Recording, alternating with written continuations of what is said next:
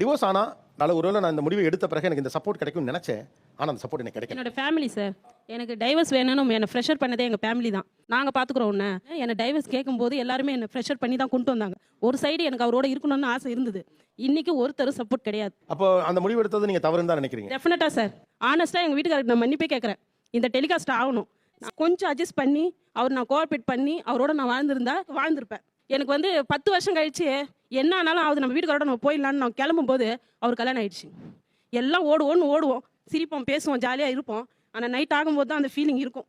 வேணாம், நம்ம அவசரப்பட்டு வந்திருந்தா வராமல் இருந்திருந்தா ஒருவேளை நம்ம லைஃப் நல்லா இருந்திருக்குமோ. நான் டைவர்ஸ் பண்ணியிருக்க கூடாதோன்னு இப்போ நினைக்கிறேன் அப்படின்னு சொல்றீங்க. காரணம் அதுக்கப்புறம் நம்ம சந்திக்கக்கூடிய சம்பவங்கள். அப்படி என்ன வேற யாருக்கு இருக்கு? நான் நினைச்சேன் சார். ஏன்? எனக்கு அவரை ரொம்ப பிடிக்கும். அதனால கொஞ்சம் யோசிச்சிருக்கலாமோ அப்படின்னு நினைச்சேன். 2 பேருக்கும் ஈகோ தான். சரி, ஒன்று அவர் ஈகோ சரி பண்ண பார்த்துருக்கலாம், இல்லை நம்ம ஈகோ விட்டு கொடுத்துருந்துருக்கலாம். முயற்சி பண்ணோம் சார். அதெல்லாம் இப்போ நம்ம பேசலாம். அந்த நேரத்தில் நம்ம அந்த அவசரப்பட்டு அந்த மாதிரி இருக்கும்போது கொஞ்சம் கஷ்டமாக தான் இருக்கும். அவசரப்பட்டு எடுத்துட்டோம்.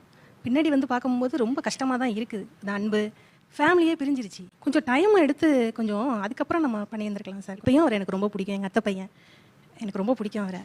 மனிதர்கள் ரொம்ப நுட்பமான மனச்சிக்கல்கள் கொண்டவர்கள். அதுக்குள்ள ஒரு வினோதம் இருக்கும், புரியாமை இருக்கும், ஆச்சரியம் இருக்கும். அவங்களுக்கே அது தெரியாது. இந்த பெண்கள் எப்படி வருத்தப்படுறாங்க அப்படின்னு நீங்களே பார்த்தீங்க.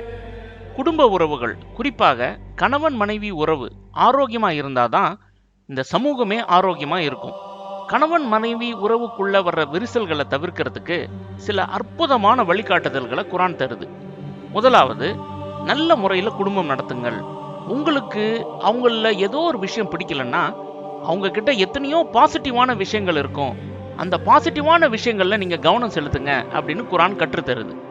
அப்படியும் கணவன் மனைவிக்கு உள்ள பிரச்சனை தீரலன்னா கணவன் தரப்பிலிருந்து நடுநிலையான நலன் விரும்பி ஒருவரையும் மனைவி தரப்பிலிருந்து நடுநிலையான நலன் விரும்பி ஒருவரையும் வைத்து கவுன்சிலிங் செய்யுங்க அப்படின்னு குர்ஆன் வழிகாட்டுதல் தருது.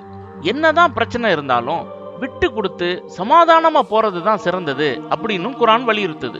இதுக்கு அப்புறமும் கணவன் மனைவி சேர்ந்து வாழ விரும்பலன்னா விவாகரத்து செய்து பிரிந்து கொள்ள குர்ஆன் அனுமதிக்குது. கணவன் மனைவியை விவாகரத்து செய்யும் போது காத்திருப்பு காலம் அப்படின்னு ஒரு புது கான்செப்டை குர்ஆன் கட்டாயமாக்குது. விவாகரத்தின் போது மனைவி கர்ப்பிணியா இல்லையா அப்படிங்கிறத பொறுத்து காத்திருப்பு காலம் பிரசவிக்கும் வரை அல்லது 3 மாதவிடாய் காலங்களாக இருக்கும். பொதுவா விவாகரத்து என்று முடிவான உடனேயே மனைவி அவங்க அம்மா வீட்டுக்கு போயிடுவாங்க.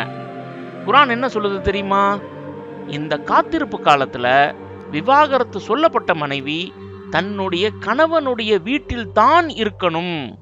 அந்த மனைவி பகிரங்கமான வெட்கக்கேடான காரியத்தை செய்திருந்தா மட்டும்தான் அவங்கள வீட்டிலேருந்து வெளியேற்றலாம் அப்படின்னு குர்ஆன் ஸ்ட்ரிக்டா சொல்லுது.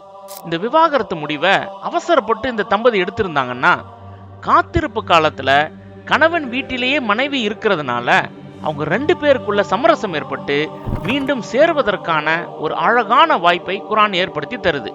கணவன் மனைவி உறவுகள் பத்தி குர்ஆன் சொல்லும் ஒரு சில வழிகாட்டலை பத்தி தாங்க நாம இந்த வீடியோல பார்த்திருக்கோம்.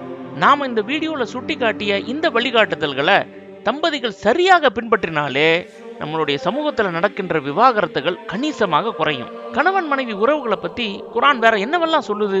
திருமணத்தை பத்தி குர்ஆனுடைய பார்வை என்ன? இதை பத்தியெல்லாம் நீங்க தெரிஞ்சுக்கணும்னு ஆசைப்படுறீங்களா? உங்கள் இறைவன் உங்களுக்காக அருளிய இறுதி வேதமான திருக்குர்ஆனின் தமிழ் மொழியாக்கத்தை வாங்கி படிங்க. உடனே இந்த வாட்ஸ்அப் நம்பருக்கு ஒரு மெசேஜ் அனுப்புங்க.